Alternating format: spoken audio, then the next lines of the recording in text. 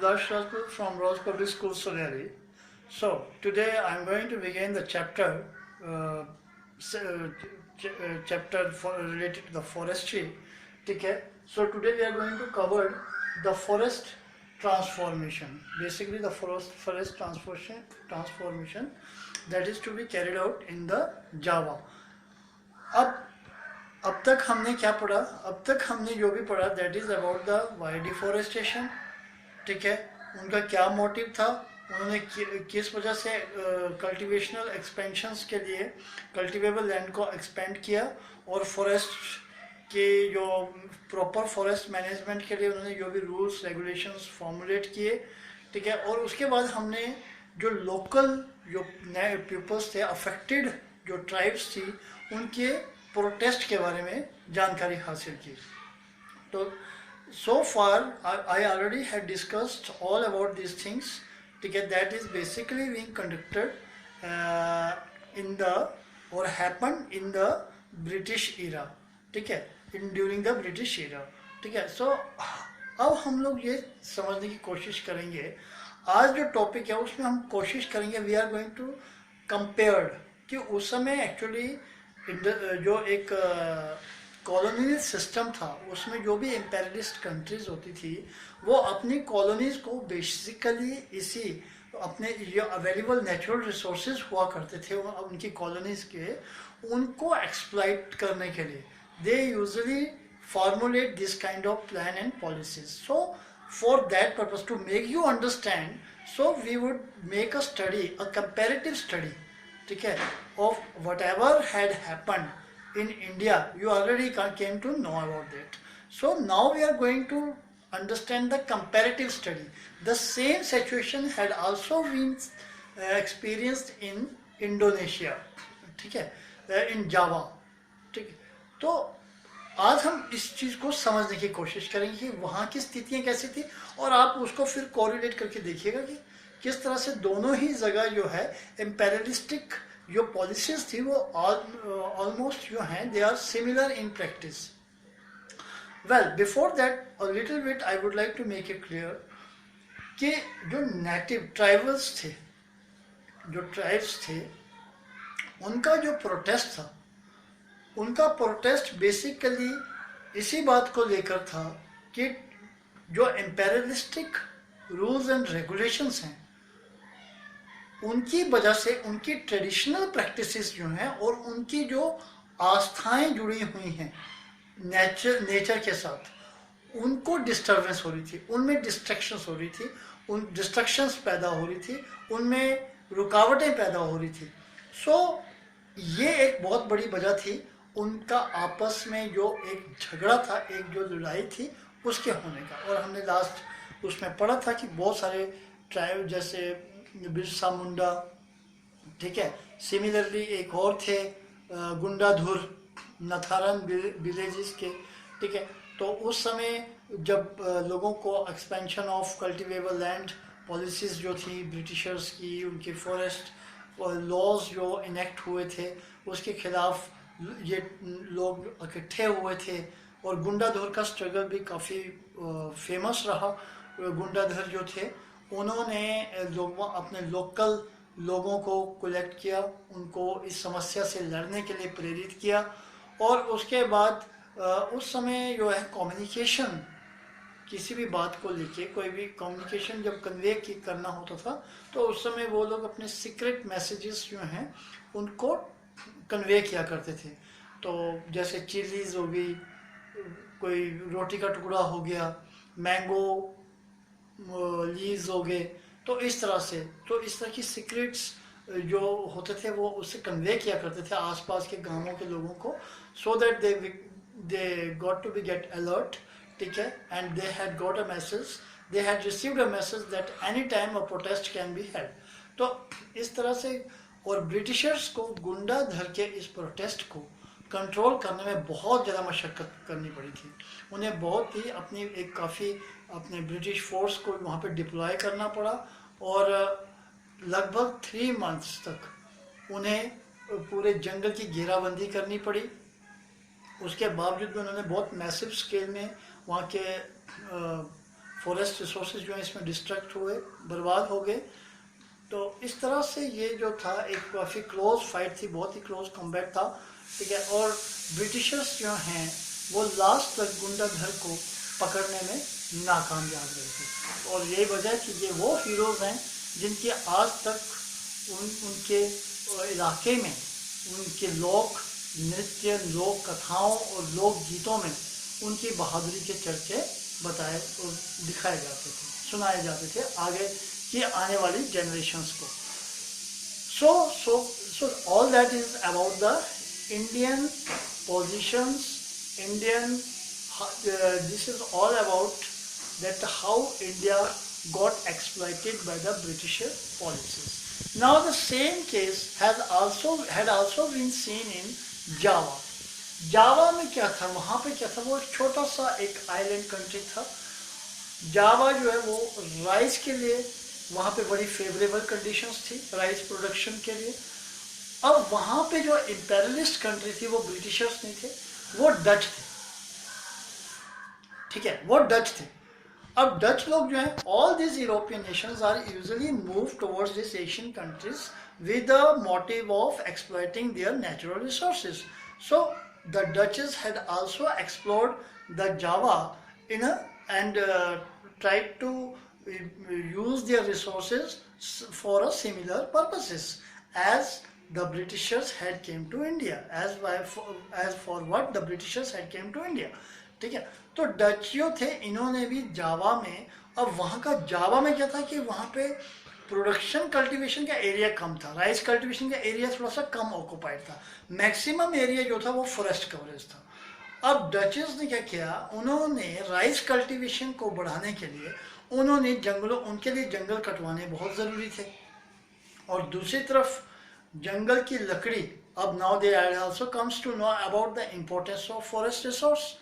तो उनको ये भी ज़रूरी हो गया था कि अब क्योंकि टिम्बर और ये सारे जो पेड़ थे ये रेलवे ट्रैक्स बनाने के लिए यूजेबल प्रोडक्ट्स थे, तो इसीलिए उन्होंने क्या काम किया, अब उन्होंने मैक्सिमम इन पेड़ों को काटने की तरफ जोर पकड़ लिया। उन्होंने ऐसी पॉलिसीज फॉर्म्ड की ताकि ज़्यादा से ज़्यादा जो है फॉरेस्ट रिसोर्सेज जो हैं वो उनको यूटिलाइज करने का उन्हें मौका मिल जाए।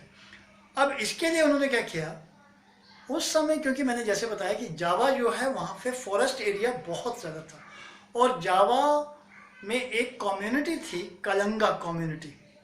कलंगा कम्युनिटी जो थी ये लकड़हारों की कम्युनिटी थी, और ये बहुत ही बेहद कुशल और बहुत ही एक्सपर्टाइज वुड कटर हुआ करते थे, क्योंकि जावा में मैक्सिमम जो मोनार्चीज थी, जो बड़े बड़ी इमारतें थी, वो लकड़ी की ही बनाई जाती थी। वहाँ पे वुड आर्किटेक्चर जो है वो काफ़ी फेमस था। तो इसीलिए राजा के अपने ये जो कम्युनिटी थी, कलंगा कम्युनिटी जो थी, ये राजा के आश्रय में ही रहा करती थी। मतलब इनके ऊपर इनकी फैमिलीज का पूरा खर्चा बर्चा जो भी था वो राजा ही दिया करता। ये राजा के काफ़ी नज़दीक मानी जाती थी ये कम्युनिटी, क्योंकि राजा का महल, उसकी हर एक चीज़ जो है वो वुड से जो बनाई जाती थी वो सारे इन्हीं कम्युनिटीज़ के लोगों के द्वारा बनाई जाती थी। तो 1755 में जब जावा का जो किंगडम है वो स्प्लिट हुआ, दो भागों में बंट गया, तो उस समय यहाँ पे रहने वाले लगभग 6000 जो कलंगा कम्युनिटीज़ थी, they also got to be divided, ठीक है, वो भी डिवीज़न हो गया। अब जब जावा में डचेस आए तो उन्होंने सबसे पहले इन कम्युनिटीज़ को ऊपर इनको अपने फेवर में लेने की कोशिश की। अब ये कम्युनिटी जो थी कम्प्लीटली ये जंगलों के ऊपर डिपेंड, इनको और कोई काम नहीं आता था, ये पूरी तरह से जंगलों पे ही निर्भर थे। और डचेस को मालूम था कि उन्हें सबसे पहले उन लोगों को कंट्रोल करना पड़ेगा, अपने हक में करना पड़ेगा किसी न किसी तरह से, जो कि पूरी तरह से फॉरेस्ट के ऊपर डिपेंड है। So they had formulated a policy. They also had propounded a scientific forestry over here, ठीक है, उन्होंने भी वही साइंटिफिक फॉरेस्ट्री लॉन्च की, और साइंटिफिक फॉरेस्ट्री को ही लॉन्च करने के लिए उसके बढ़ावे के लिए उन्होंने सेम फॉरेस्ट के नए नए एक्ट और लॉ फॉर्मुलेट किए। अब उन नए कानूनों और नए व्यवस्थाओं की वजह से जो जंगल में रहने वाले जो लोग थे, they start to got disturbed, वो डिस्टर्ब होने लगे, उनका लाइवलीहुड, उनका जो स्टाइल ऑफ लाइवलीहुड था वो डिस्टर्ब होने लगा। अब इसकी वजह से क्या हो गया, द रिसेंटमेंट डू ऑकर, ठीक है। अब डचेस ने उनके ऊपर लगान और इस तरह की ऐसी व्यवस्थाएं की, उन्होंने एक दो पर्पसेस के लिए the same policies that was seen in India, ठीक है, कि यहाँ पर भी डच जो है वो दो मेन मोटिव लेके आते हैं, एक्सपेंशन ऑफ कल्टिवेबल लैंड, ठीक है, क्योंकि उनको राइस कल्टीवेशन ज़्यादा हो, इसके लिए खेती की ज़रूरत थी, इसलिए फॉरेस्ट काट रहे थे। और दूसरा फॉरेस्ट रिसोर्सेज जो है, टिम्बर जैसे पेड़ जो है, जो कि यूजेबल प्रोडक्ट थे रेलवे ट्रैक्स और शिप बिल्डिंग के लिए, उनको उन्होंने एक्सपोर्ट करना शुरू किया मैसिव स्केल में। और उन्होंने वहाँ के जो लोकल ट्राइबल्स थे उनको लगान और ये जो रेवेन्यू सिस्टम जो है, इसके रेवेन्यू ट्रैप्स में फंसा के उनकी स्थिति ऐसी कर दी कि उन्हें मजबूरन अपने काम धंधों को छोड़ना पड़ा। They had to left out their traditional style of living, ठीक है, and they start looking for some new work, ठीक है। कुछ लोग जो है वो नए काम धंधे ढूंढने के लिए निकल गए और कुछ लोग जो हैं उन्होंने मजबूरी में डचेस के साथ समझौता कर लिया। और वो समझौता क्या था, वो समझौता था उस समझौते को कहा जाता है ब्लैंडो नैगडिन स्टैंड सिस्टम, ब्लैंडो नैगडिन डाइन सिस्टम, ब्लैंडो नैगडिन सिस्टम, ब्लैंडो नैगडिन system. Term is little bit difficult to pronunciate, ठीक है, ब्लैंडो इन सिस्टम, ठीक है, ब्लैंडोंग डाइन स्टेम सिस्टम, ब्लैंडोंग डाइन स्टेम सिस्टम, ठीक है। तो ये टर्म थोड़ी सी है, लेकिन इसको दो कम से कम 5-6 बार प्रोनाउंसिएट कर लेना, ठीक है। अब इस सिस्टम के तहत क्या था कि जो लोग, ठीक है, डचेस को सर्विसेज देने के लिए रहते, क्योंकि काफ़ी घना जंगल था, ट्रांसपोर्टेशन उतनी इफेक्टिव नहीं थी, तो फॉरेस्ट रिसोर्स जो थे उनको ढोने का काम जो है हाथियों के द्वारा, मतलब जंगली भैंसों के द्वारा, ये सभी ही माध्यम हुआ करते थे उनको बंदरगाह तक पहुंचाने के लिए। तो they had to, the duchess had to relied completely upon the to hire services of local people, ठीक है। तो उन्होंने कलंग कम्युनिटी के लोग जो थे, जो ये थे, अगर जो उनमें से कुछ लोग जो हैं वो इस चीज़ पे सहमत हो गए कि वो अपनी सर्विसेज देने के लिए रेडी हैं, ठीक है। और बदले में उनको ये रखा गया कि बदले में उन्हें रेवेन्यू पेड नहीं करना पड़ेगा, but they had to give their services free of cost. उन्हें किसी भी तरह के कोई सैलरीज या कोई भी उनको प्राइस वगैरह जो हैं उसके नहीं मिलेंगे, उन्हें किसी भी तरह की दिहाड़ी वगैरह नहीं दी जाएगी। They had to render their service free of cost, ठीक है, just in lieu of the example they got an exemptions to pay their revenue, ठीक है। So that was the Blandodine stamp system, ठीक है। They were simply got a privilege to